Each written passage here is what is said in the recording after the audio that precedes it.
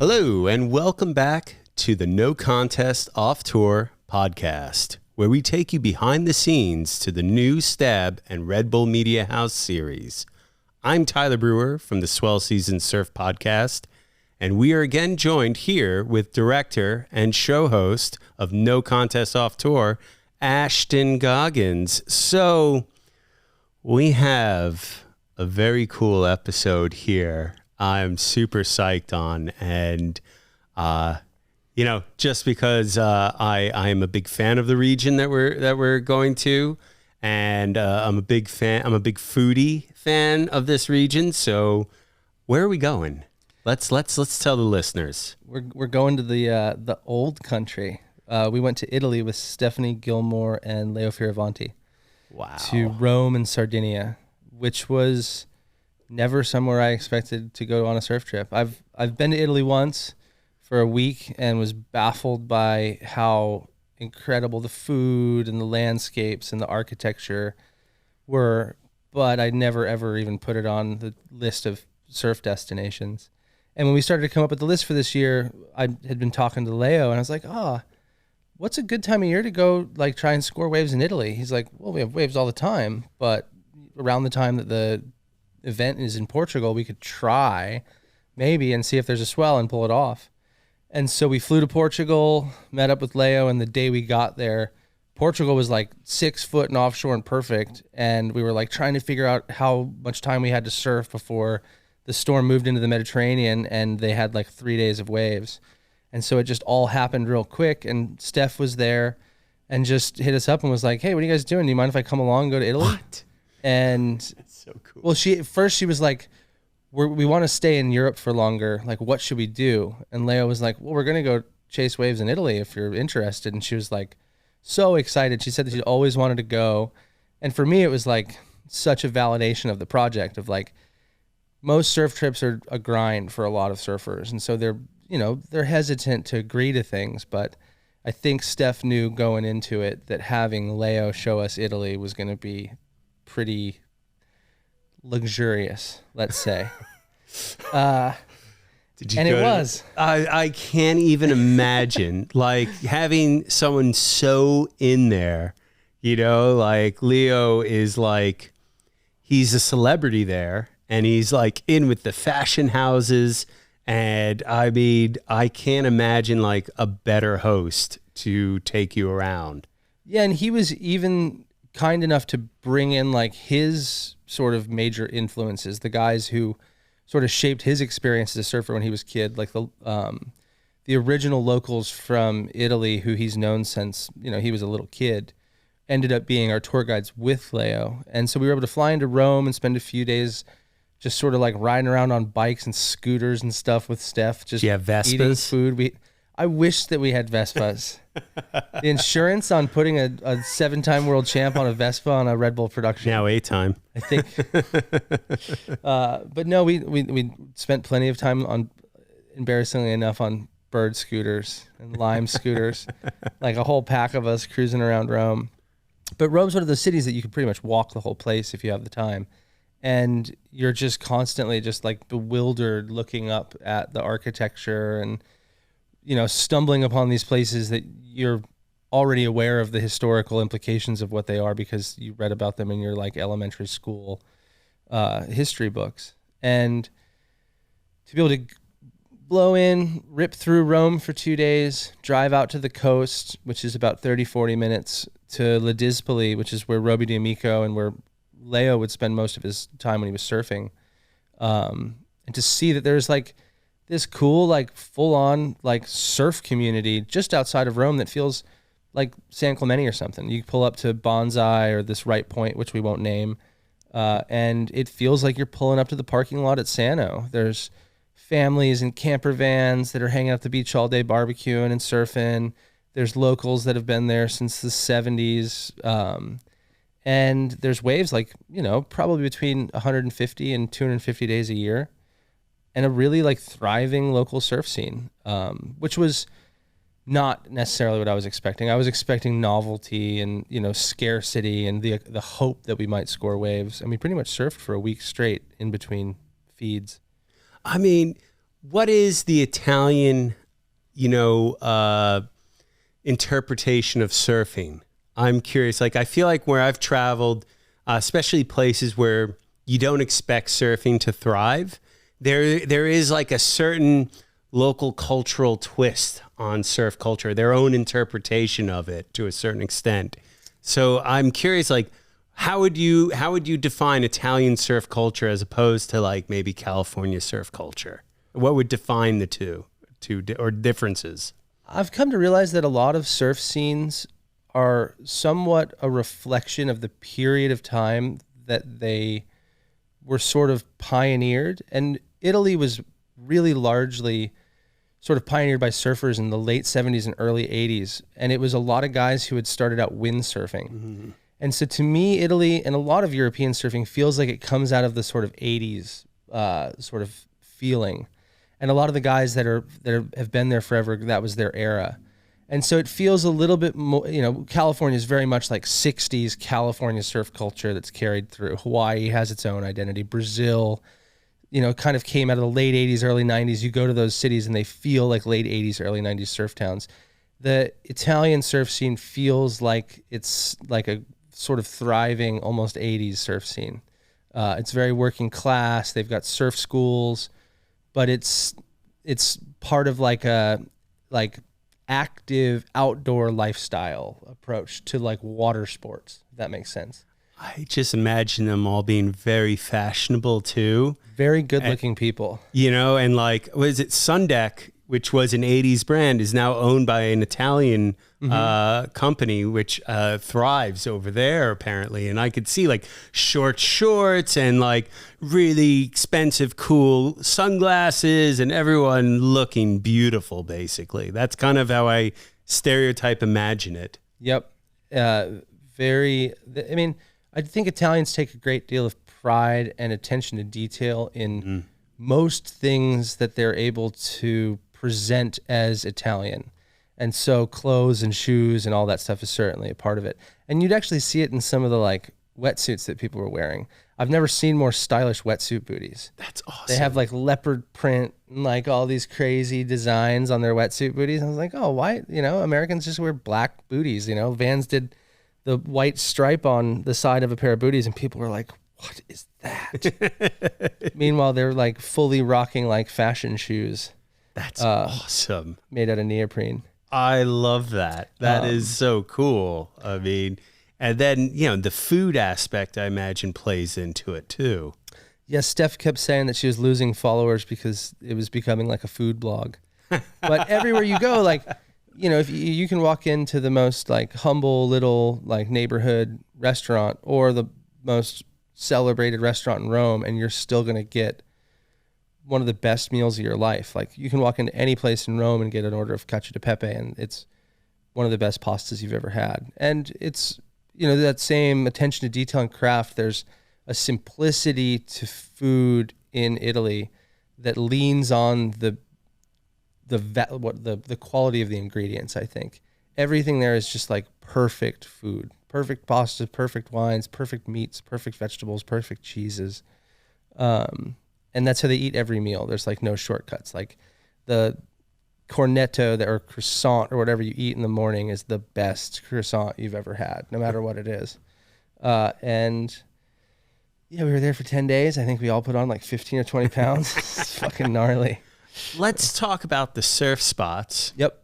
Without naming them, of course, but like, what are the regions that surfing is predominant in or thriving in Italy? Because there's a lot of nooks and crannies and a lot of corners, to kind of explore.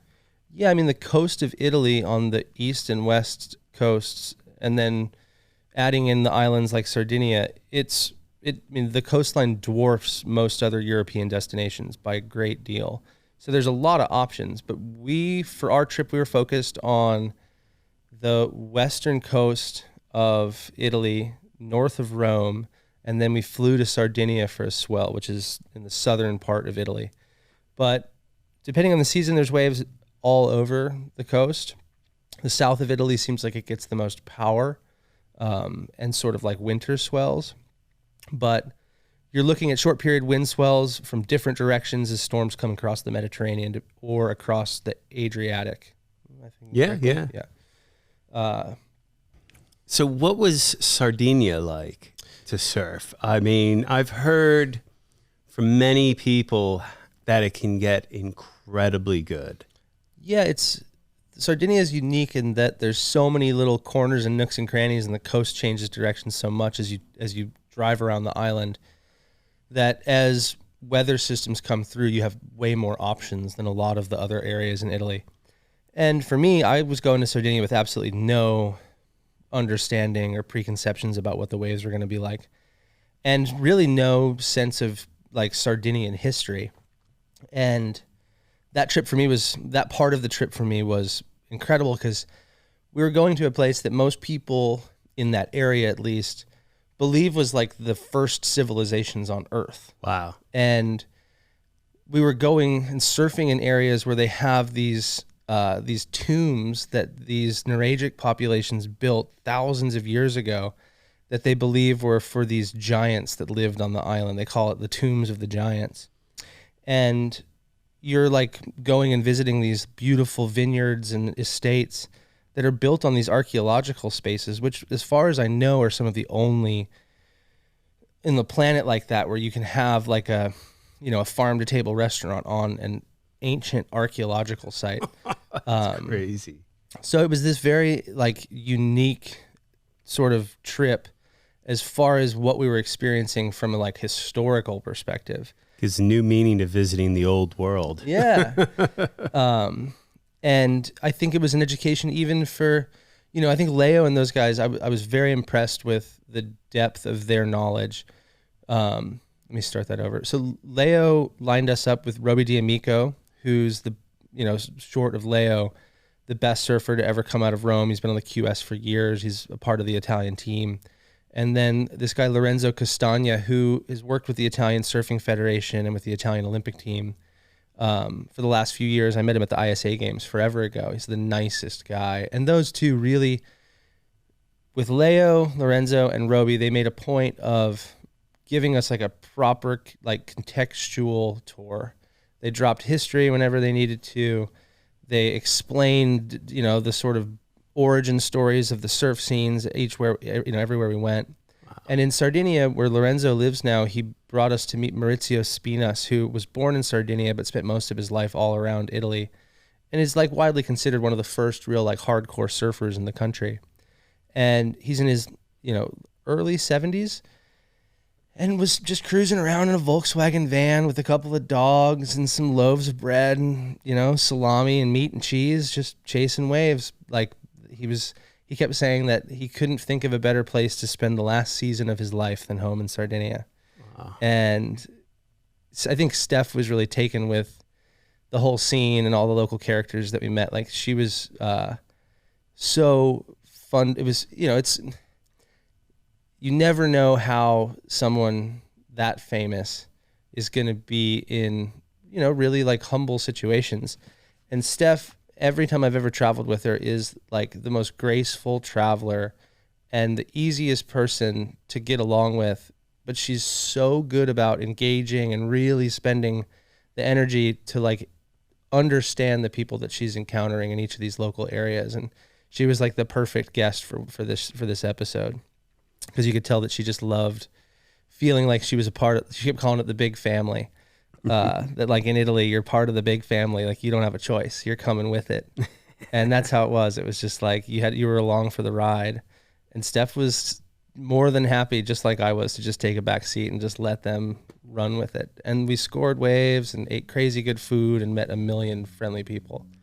What board did you bring then? Like, what sort of equipment would you bring to Italy if you were going to go back? Like, what's like year round? Like, are you wearing like a 3 mil in the winter, or does it get colder? Do you know? Like, what's kind of like the equipment situation when you head over there? We were there pretty much in the dead of winter, and it wasn't as cold as I expected. It wasn't, I would say a 3.2, maybe a 4.3 with the hood if you were sensitive during the winter. During the summer, apparently it's way warmer. Yeah. And board wise, It doesn't get that big. I would, if I was to go back, I would honestly have brought a longboard, some sort of like little twin fin fish, and just one good high performance shortboard for if the waves got really good. But there's a ton of really fun sort of soft points and cobblestone reefs and a lot of beach breaks, a lot of weird little nook and cranny sort of novelty wedges.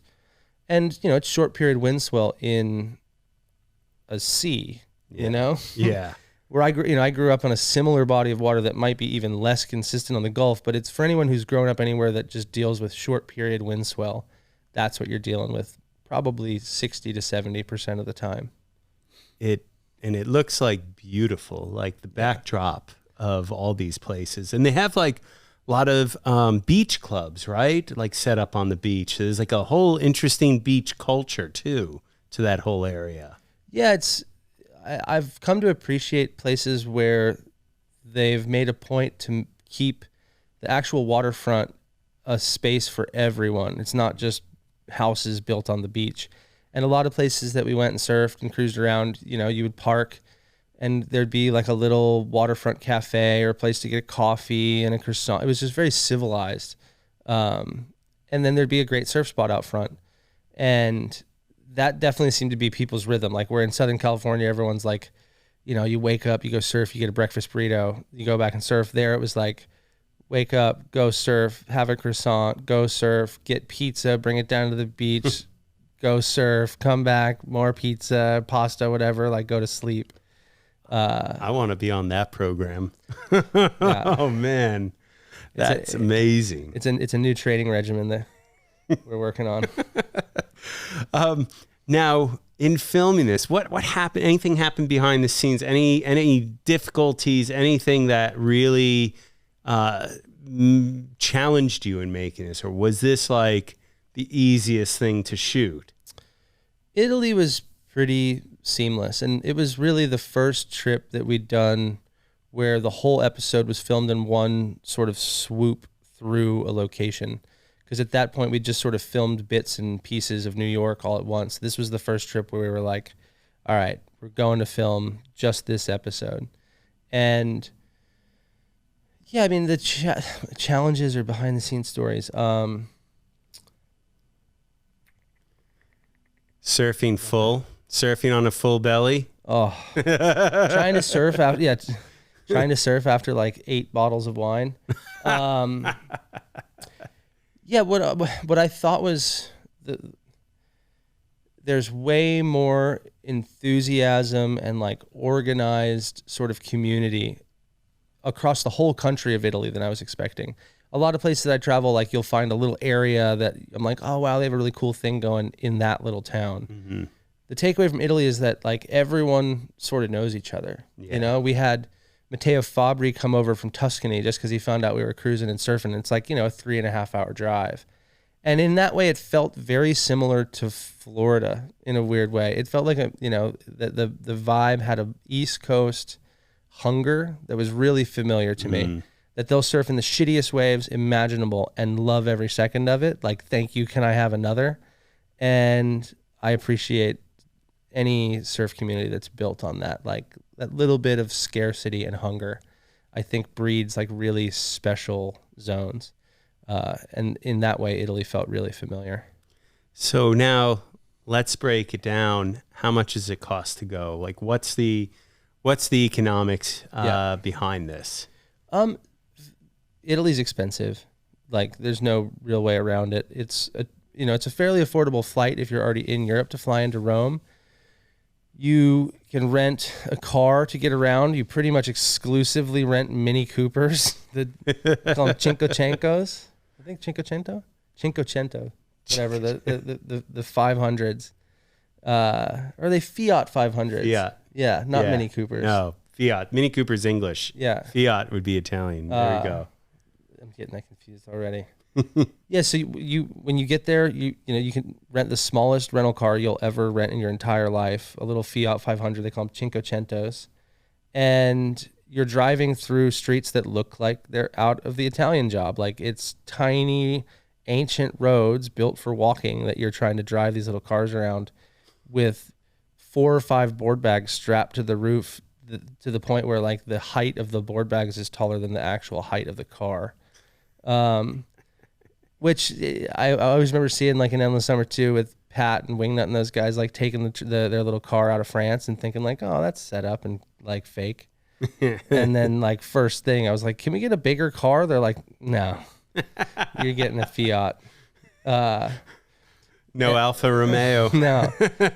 I'm trying to think of anything else that was like, oh, the last day we went, and so Sardinia is known for this, like, it's fairly gruesome to say it, but it's known for this like suckling young pig that they cook, where they kill a pig that's like under 8 kilos or something like that, like young pig, and then they spit roast it over this particular wood that they grow there that's for a liqueur that they distill called myrto. So they like burn it over myrto leaves that has this like almost like anise smell to it. But it was one of the more like extravagant meals that I've ever had.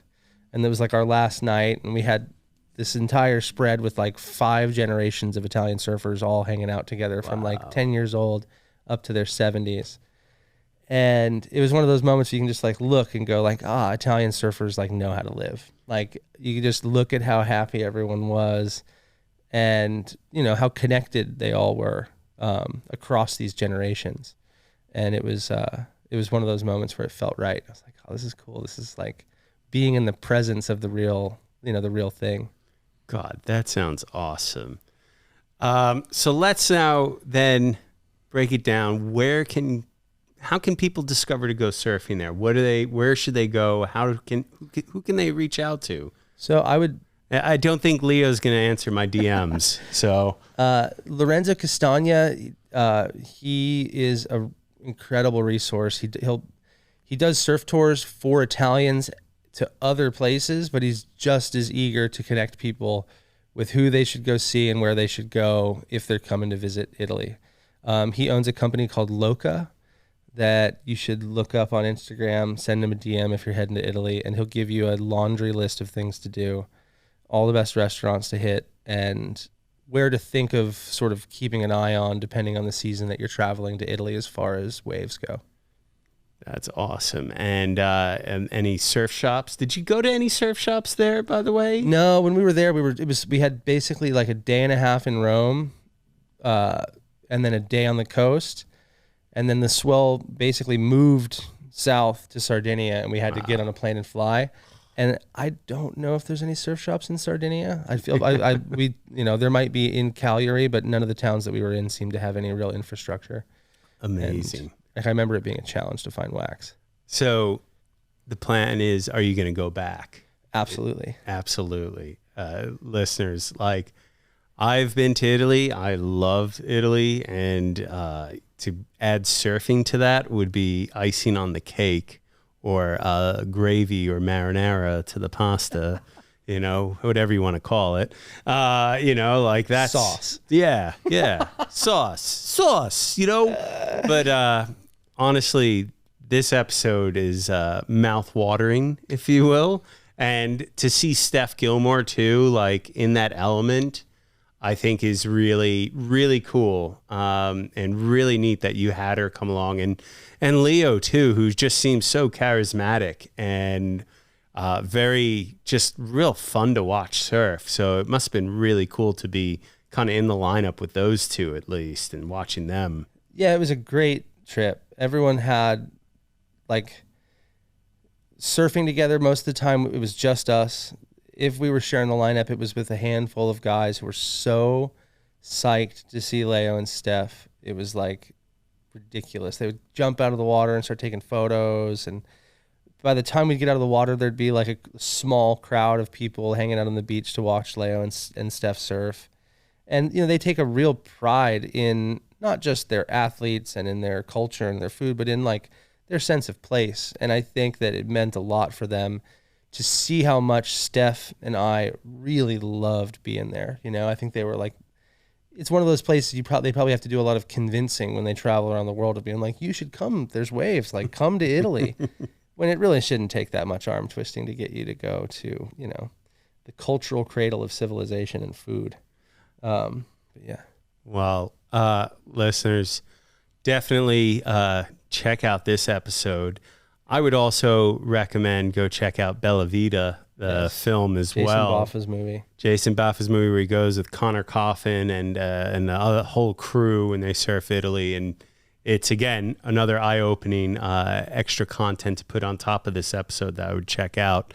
And, of course, we'll be back with the next episode of No Contest Off Tour and another secret location that we can't disclose in this episode.